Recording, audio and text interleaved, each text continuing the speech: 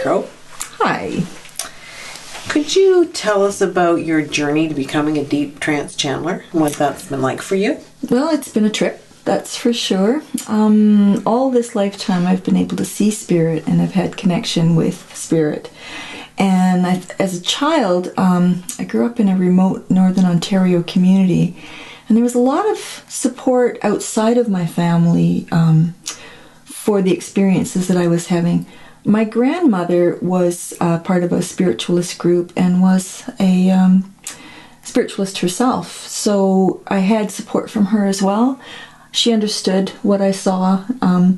Her story was a little different, and she warned me about not talking to people about things that went on. Made that mistake a few times, but I kept it hidden a lot. But the guides never went away. They were always present, and it was always this sense of a presence there, and always a sense of, I always had a sense of the Creator there and of being part of that. So I knew I'd always do something with this in my life. I didn't know what deep trance channeling was, though.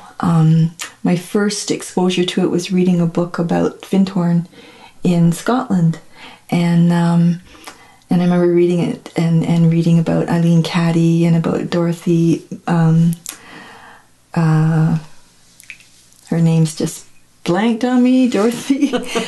Yeah, anyway, and thinking, yeah, that's what it is. That's what I do. So I had an understanding of what was happening then, too.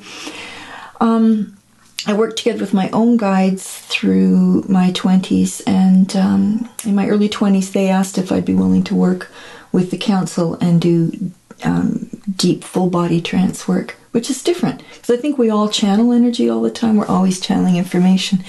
Deep trance is a total surrender. It's like you're allowing yourself to completely surrender to that energy coming through. And I don't have any conscious awareness of what's happening while it's happening. That they really had to talk me into that. That took quite a while.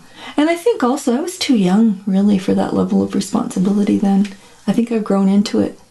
And I think you need to grow into it. Mm-hmm. Well, thank you. So is there anything special that you have to do to prepare yourself to do channeling work? One of my concerns when they asked if I would do the deep trance work was I recognize a lot of channelers had short lifespans. They got really sick, and I was concerned about that, and I talked to my guides about it. And I really think that we've been doing channeling for a long time on the earth plane. The oracles of the past were channelers. So people were able to go to channelers to get information, to make decisions for guidance and clarity. And we have a lot of historical documentary about how oracles worked. But I think that we've only recently been able to understand its effects on the physical body. I have a lot of past life recall, and so I know I did the work back then as well. And we used drugs, teas, things that would put you into a state of altered consciousness that were really, really hard on the body.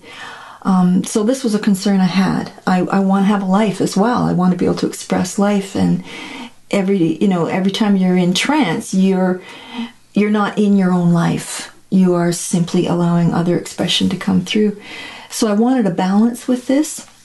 One of the things we talked about was nutrition, really looking after my nutrition, and alcohol. I know there's a lot of channelers that use alcohol, and I've even met some who use alcohol to put themselves into trance. But alcohol dehydrates the body, and you really need to have an extremely well-hydrated body. So a commitment had to be made on lifestyle choices of having a healthy lifestyle. No alcohol, for a couple of days before channeling is a really good idea.